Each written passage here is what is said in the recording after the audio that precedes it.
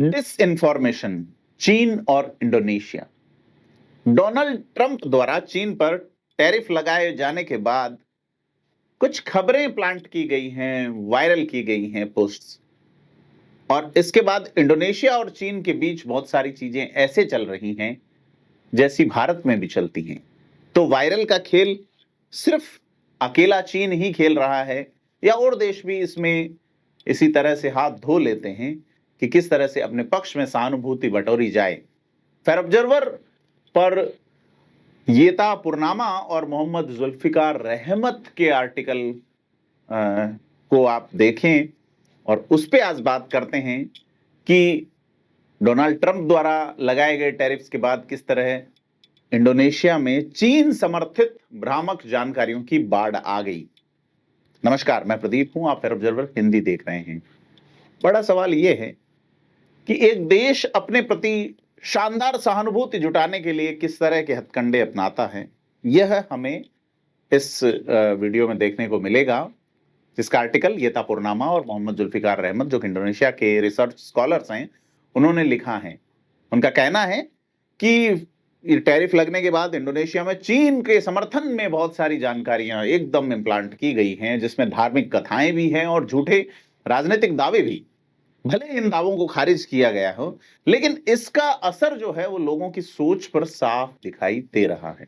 इन कहानियों का समय और प्रभाव ये दिखाता है कि ये सिर्फ वायरल कंटेंट नहीं है, बल्कि प्रभाव जमाने की एक गहरी कोशिश है, ऐसे दौर में जिसे पोस्ट ट्रुथ युग कहा जा रहा है।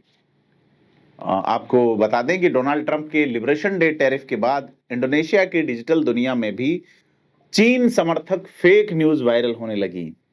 कहीं चीन की दीवार के नीचे एक पैगंबर की कब्र मिलने की कहानियां हैं, तो कहीं यह दावा है कि चीन ने अकेले गाजा में इजराइल की सैन्य नाकेबंदी तोड़कर मानवीय सहायता पहुंचाई है।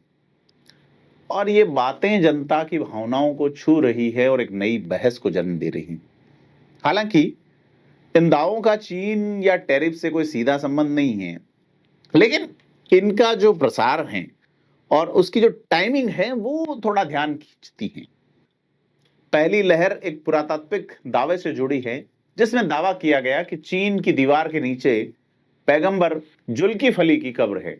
इस दावे पर बना एक यूट्यूब शॉर्ट वीडियो जो है वो करीब 3 मिलियन के आसपास देखा गया है। धार्मिक प्रतीकों, सांस्कृतिक रहस्य और चीन से आत्मिक जुड़ाव ने इस कहानी को कई इंडोनेशियाई मुस्लिम देशों के बीच लोकप्रिय बनाया है।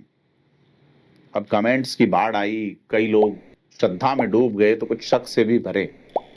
किसी ने वो मशहूर जो हदीस है वो भी उद्धृत कर दी कि ज्ञान प्राप्त करो, चाहे उसके लिए चीन ही क्यों न जाना पड़े। कुछ यूजर्स ये भी कह रहे हैं कि कहानी पहले 2022 में भी सामने आई थी, फिर ये 2025 में वापस क्यों ट्रेंड कर रही हैं? क्या इसे जानबूझकर जनता की राय को मोड़ने के लिए दोबारा फैलाया गया है? तो जैसे ये कब्र वाली कहानी वायरल हुई, एक और कथानक सामने आया और वो था जियोपॉलिटिकल रंग लिए हुए, भू राजनीतिक रंग लिए हुए।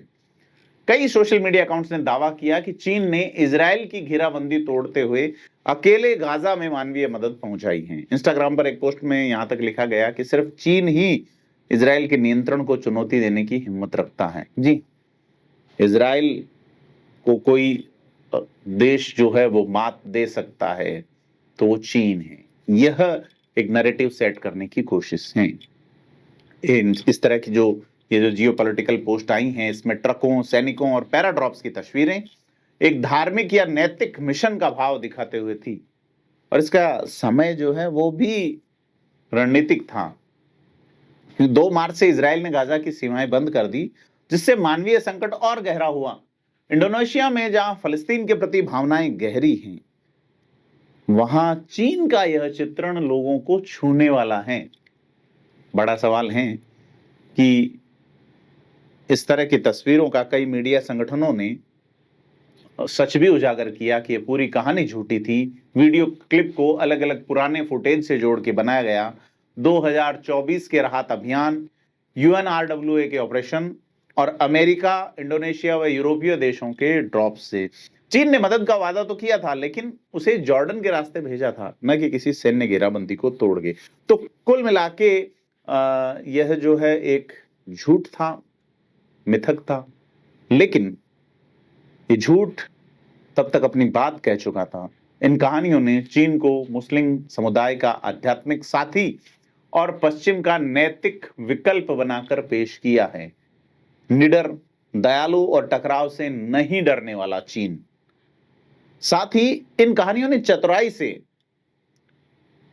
ट्रंप के टैरिफ्स के कारण चीन को हुए आर्थिक नुकसान से भी ध्यान हटा दिया।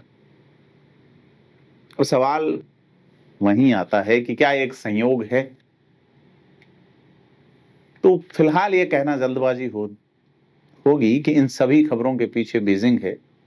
इन कहानियों की समयबद्धता, पुराने कंटेंट का पुनः प्रयोग और अंतर्राष्ट्रीय तनावों के साथ तालमेल ये बताता है कि सिर्फ वायरल का शोर नहीं है, इसके पीछे राष्ट्रवादी हो, क्लिक फॉर्म्स हो या छुपे हुए एजेंट्स, असर एक ही है: ध्यान भटकाना, भावनाओं से खेलना और समाज को बांटना। यह भी समझना जरूरी है कि ऐसी कहानियों के लिए इंडोनेशिया जैसी जमीन कितनी उपजाऊ है। यहाँ का डिजिटल इकोसिस्टम विशाल, अस्थिर और कमजोर निगरानी वाला है। धर्म, राजनीति और पॉप कल्चर सोशल मीडिया पर एक दूसरे में घुल जाते हैं, मिल जाते हैं और नियमों की कमी के कारण भ्रामक खबरें इस व्यवस्था का हिस्सा बन जाती हैं। यह सिर्फ इंडोनेशिया की कहानी नहीं है। यहाँ जो हो रहा है, विदेश नीति को सांस्कृतिक पहचान से जोड़ना, मिथक को हथियार बनाना और वायरल झूठ की गति, ये सब ग्लोबल साउथ में हो रहे व्यापक रुझानों का हिस्सा है।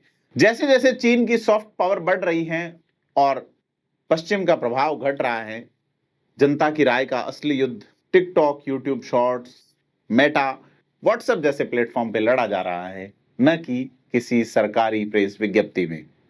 इंडोनेशिया में जो हो रहा है वह कोई अपवाद नहीं है, बल्कि यह दिखाता है कि आने वाले समय में अंतर्राष्ट्रीय कहानियों की लड़ाई कैसी होगी। आंकड़ों से नहीं, भावनाओं और प्रतीकों से होगी। हमें जरूरत से ज्यादा प्रतिक्रिया नहीं देनी चाहिए। हर वायरल पोस्ट कोई साजिश नहीं होती, लेकिन इसे नजरअंदाज करना भी भारी भूल होगी। इन कहानियों को सिर्फ अफवाह कहकर छोड़ देना, उस रणनीतिक खालीपन को नजरअंदाज करना होगा जिससे ये भर रही हैं और जिस नुकसान को ये पहुंचा सकती। इस पोस्ट ट्रुथ दौर में जब खबर और कल्पना के बीच की रेखा धुंधली होती जा रही है, हमारी सबसे बड़ी ताकत है सतर्कता, डिजिटल साक्षरता और पारदर्शिता के प्रति एक नई प्रतिबद्धता। यह आर्टिकल फेयर ऑब्जर्वर के लिए मोहम्मद जुल्फिकार रहमत और येता पुरनामा ने लिखा है।